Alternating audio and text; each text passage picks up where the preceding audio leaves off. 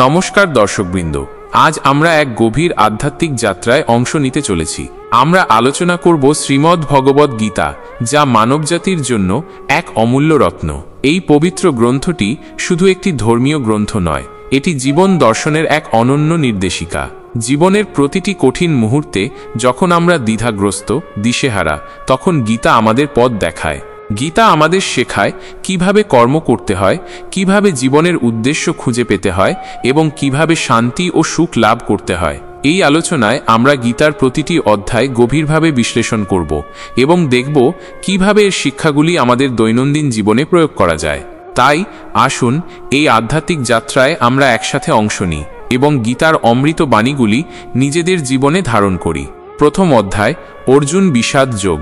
গীতার শুরু হয় কুরুক্ষেত্রের যুদ্ধক্ষেত্রে, যেখানে অর্জুন তার আত্মীয় স্বজন এবং গুরুজনদের বিরুদ্ধে যুদ্ধ করতে দ্বিধাগ্রস্ত। এই অধ্যায়ে অর্জুনের মানসিক দ্বন্দ্ব এবং হতাশা প্রকাশ পায়। তিনি বুঝতে পারেন এই যুদ্ধে জয়ী হলেও তাকে প্রিয়জনদের হারাতে হবে। এই বিষাদ যোগ আমাদের শেখায় জীবনের কঠিন পরিস্থিতিতে কিভাবে মানসিক স্থিরতা বজায় রাখতে হয়। দ্বিতীয় অধ্যায়, সাংখ্যযোগ। এই অধ্যায়ে শ্রীকৃষ্ণ অর্জুনকে আত্মার অমরত্ব এবং কর্মের গুরুত্ব সম্পর্কে জ্ঞান দেন। তিনি বলেন, আত্মা অবিনশ্বর এবং শরীরের মৃত্যু হলেও আত্মা চিরকাল বেঁচে থাকে, তাই শোক করা উচিত নয়। শ্রীকৃষ্ণ অর্জুনকে নিষ্কাম কর্মের উপদেশ দেন, অর্থাৎ ফলের আশা না করে কর্তব্য পালন করা। তৃতীয় অধ্যায়, কর্মযোগ। এখানে শ্রীকৃষ্ণ কর্মের গুরুত্ব ব্যাখ্যা করেন। তিনি বলেন, কর্ম না করে কেউ বাঁচতে পারে না, তাই প্রত্যেকের উচিত নিজের ধর্ম অনুসারে কর্ম করা। নিষ্কাম কর্মের মাধ্যমে মানুষ মুক্তি লাভ করতে পারে। এই অধ্যায় আমাদের শেখায় কিভাবে কর্মের মাধ্যমে আধ্যাত্মিক উন্নতি সম্ভব। চতুর্থ অধ্যায়, জ্ঞানযোগ। এই অধ্যায়ে শ্রীকৃষ্ণ জ্ঞানের মাহাত্ম্য বর্ণনা করেন। তিনি বলেন, জ্ঞানই মুক্তির পথ।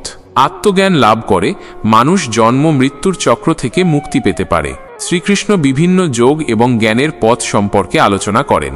পঞ্চম অধ্যায়, কর্মসন্ন্যাস যোগ।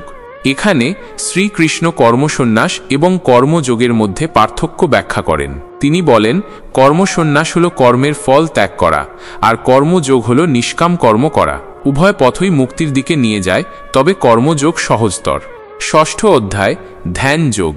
এই অধ্যায়ে শ্রীকৃষ্ণ ধ্যান এবং যোগের গুরুত্ব বর্ণনা করেন। তিনি বলেন, ধ্যানের মাধ্যমে মনকে নিয়ন্ত্রণ করা যায় এবং আত্মজ্ঞান লাভ করা যায়। ধ্যান যোগ আমাদের শেখায় কিভাবে মানসিক শান্তি এবং স্থিরতা অর্জন করা যায়। সপ্তম অধ্যায়, বিজ্ঞান যোগ। এখানে শ্রীকৃষ্ণ নিজের স্বরূপ এবং প্রকৃতির রহস্য উন্মোচন করেন। তিনি বলেন, তিনিই বিশ্বের উৎস এবং সবকিছু তার মধ্যেই বিদ্যমান। এই জ্ঞান আমাদের ঈশ্বরের প্রতি গভীর শ্রদ্ধা এবং ভক্তি জাগায়। অষ্টম অধ্যায়, অক্ষর ব্রহ্মযোগ। এই অধ্যায়ে শ্রীকৃষ্ণ মৃত্যুর সময় ঈশ্বরের স্মরণ এবং মোক্ষ লাভের উপায় বর্ণনা করেন। তিনি বলেন, মৃত্যুর সময় ঈশ্বরের নাম স্মরণ করলে মানুষ মোক্ষ লাভ করতে পারে। নবম অধ্যায়, রাজবিদ্যা রাজগুহ্য যোগ। এখানে শ্রীকৃষ্ণ তার ঐশ্বরিক রূপ এবং ভক্তির মাহাত্ম্য বর্ণনা করেন। তিনি বলেন, ভক্তির মাধ্যমে তাকে লাভ করা যায় এবং ভক্তিই শ্রেষ্ঠ পথ। দশম অধ্যায়, বিভূতি যোগ। এই অধ্যায়ে শ্রীকৃষ্ণ তার বিভিন্ন রূপ এবং বিভূতি বর্ণনা করেন। তিনি বলেন, বিশ্বের প্রতিটি সুন্দর এবং শক্তিশালী বস্তু তারই প্রকাশ। একাদশ অধ্যায়, বিশ্বরূপ দর্শন যোগ। এখানে অর্জুন শ্রীকৃষ্ণের বিশ্বরূপ দর্শন করেন, যা এক অসাধারণ অভিজ্ঞতা। এই দর্শন অর্জুনের মনে ঈশ্বরের প্রতি গভীর শ্রদ্ধা এবং ভক্তি জাগায়। দ্বাদশ অধ্যায়, ভক্তিযোগ।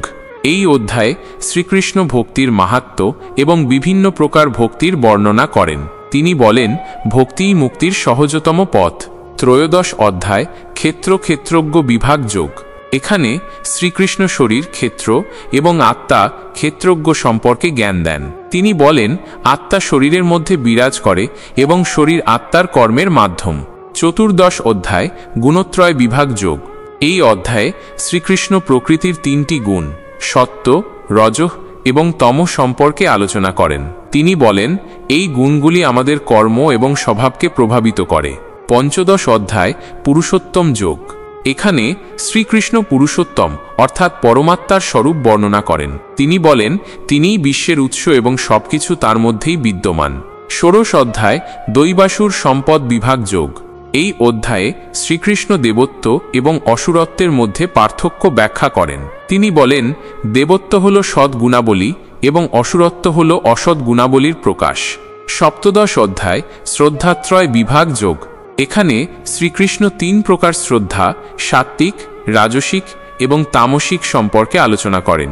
তিনি বলেন, আমাদের শ্রদ্ধা আমাদের কর্ম এবং স্বভাবকে প্রভাবিত করে। অষ্টাদশ অধ্যায় মোক্ষ সন্ন্যাস যোগ। এই অধ্যায়ে শ্রীকৃষ্ণ গীতার সারমর্ম এবং মোক্ষ লাভের উপায় বর্ণনা করেন।